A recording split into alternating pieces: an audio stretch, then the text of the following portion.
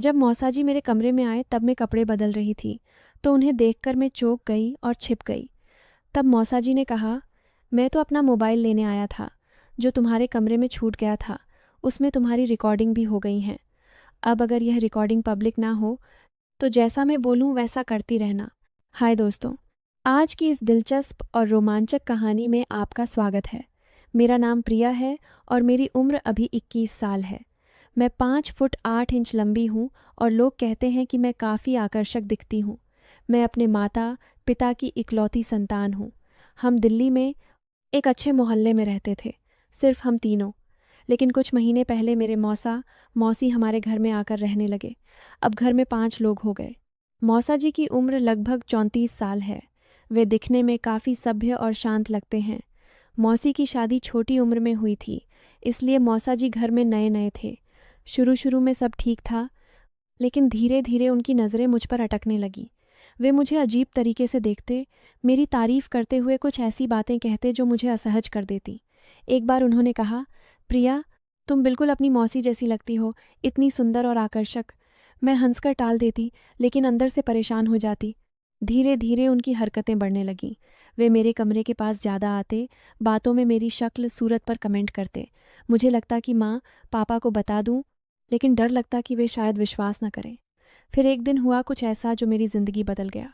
मैं कॉलेज से लौटी और कमरे में कपड़े बदल रही थी। अचानक मौसा जी कमरे में घुस आए। मैं घबरा गई और बोली, मौसा जी, आप यहाँ? उन्होंने कहा, बस अपना फ़ोन लेने आया था, जो मैंने यहाँ छोड़ दिया था। फिर उन्होंने फ़ोन निकाला और कुछ वीडियो दिखाए, मेरे बदलते हुए कपड़ों के। बोले, अगर तुम नहीं चाहती कि ये वीडियो तुम्हारे दोस्तों या कॉलेज में फैलें, तो अब से तुम वही करोगी जो मैं कहूँगा। मैं सदमे में थी। मेरे पैर कांप रहे थे। अब मेरे पास कोई चारा नहीं था। रातों में वे मेरे कमरे में आते और मुझे गलत तरीके से छूने की कोशिश करते। मुझे बहुत बुरा लगता, लेकिन डर के मारे चुप रहती। दिन में कॉलेज जाती, थक कर लौटती, लेकिन रातें डरावनी हो गई थीं। कॉलेज में मैं सबसे लोकप्रिय लड़की थी। लड़के मुझे प्रपोज करते, लेकिन मैं सब मना कर देती। मेरी बेस्ट फ्रेंड ने पूछा, प्रिया, इतने प्रपोज आते हैं, किसी को हाँ क्यों नहीं? मैंने कहा, मैं ऐसे लड़के को हाँ कहूँगी जो सिर्फ मेरी खूबसूरती नहीं, मेरे दिल को समझे। फिर एक दिन कॉलेज की कैंटीन में मैं अकेली बैठी थी। सामने एक बहुत आकर्षक लड़का आया, लंबा, हैंडसम, अच्छी पर्सनैलिटी। उसने 2 प्लेट नाश्ता मंगाया। मैं सोच रही थी कि शायद उसकी कोई साथी आएगी, लेकिन वह मुझे देखकर मुस्कुराया और इशारा किया कि मेरे साथ बैठ जाऊं। मैं गई। उसका नाम आरव था।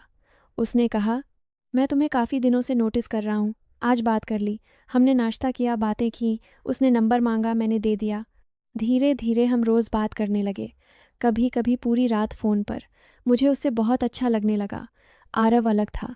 उसने पहले मुझे समझा, फिर प्यार जताया। एक दिन उसने कहा, प्रिया, मैं तुमसे बहुत प्यार करने लगा हूँ। क्या तुम मेरे साथ डेट पर चलोगी? मैं बहुत खुश हुई। मैंने आरव को घर बुलाया चाय के लिए। माँ से कहा कि मेरा अच्छा दोस्त है। माँ को आरव बहुत पसंद आया, लेकिन मौसा जी ने देखा तो गुस्सा हो गए। बाद में रात को मेरे कमरे में आए और धमकाया, उस लड़के से दूर रहो, वरना देख लेना। अब मैं और नहीं सह पा रही थी। अगले दिन मैंने आरव को सब कुछ सच सच बता दिया। आरव बहुत गुस्सा हुआ। उसने कहा, हम मिलकर इसे ख़त्म करेंगे। तुम अकेली नहीं हो। मौसा जी अब मेरी हर हरकत पर नज़र रखने लगे थे। एक दिन मैं घर लौटी तो वे मुझे घूर रहे थे। मैं घबरा कर कमरे में गई। थोड़ी देर बाद वे आए और बोले, तुम किसी और के साथ समय बिताकर आई हो ना? वीडियो दिखा दूं सबको? मैं समझ गई कि अब वक्त आ गया है। मैंने प्लान बनाया। मैंने मौसा जी के सामने थोड़ा नाटक करना शुरू किया। कभी ज़्यादा मुस्कुराती, कभी ऐसी हरकतें करती जैसे मैं उनके करीब आना चाहती हूँ। इससे उनका कॉन्फिडेंस बढ़ा। एक शाम घर पर कोई नहीं था। मैंने माँ मौसी को बाहर भेजा था। मैं सोफे पर लेट गई, रजाई ओढ़ी। मौसा जी पास बैठे थे। मैंने कहा, मौसा जी, आप तो दिन भर मुझे देखते रहते हैं। आज मौका है तो कुछ कर क्यों नहीं रहे? घर खाली है, दरवाज़ा बंद है। वे भावुक हो गए। बोले, प्रिया, मैं तुमसे पहली नज़र से प्यार करता हूँ। मैं तुम्हारे साथ जीवन बिताना चाहता हूँ, रातें साथ गुजारना चाहता हूँ। जैसे ही वे मेरे करीब आए, मैंने अचानक लाइट जलाई और चिल्लाई। माँ और मौसी दूसरे कमरे से निकलीं, जिन्हें मैंने छुपा कर रखा था। आरव का प्लान था, सबूत के साथ पकड़ना। मौसा जी के हाथ पकड़ लिए गए। उनकी सारी हरकतें, ब्लैकमेल सब सामने आ गया। मौसा जी की सच्चाई सबके सामने आई। परिवार ने उन्हें घर से निकाल दिया। मैं आज़ाद हो गई। आरव के साथ मेरा रिश्ता और मजबूत हो गया। अब मैं डर के साए से बाहर हूँ और एक नई जिंदगी जी रही हूँ। दोस्तों, यह कहानी बताती है कि हिम्मत और सही साथ कभी हार नहीं मानता। आपको यह कहानी कैसी लगी? कमेंट में ज़रूर बताना। अगर पसंद आई तो लाइक करें, शेयर करें और चैनल को सब्सक्राइब करना न भूलें। अगली रोमांचक कहानी के लिए बेल आइकन दबाएं। मिलते हैं अगली कहानी में।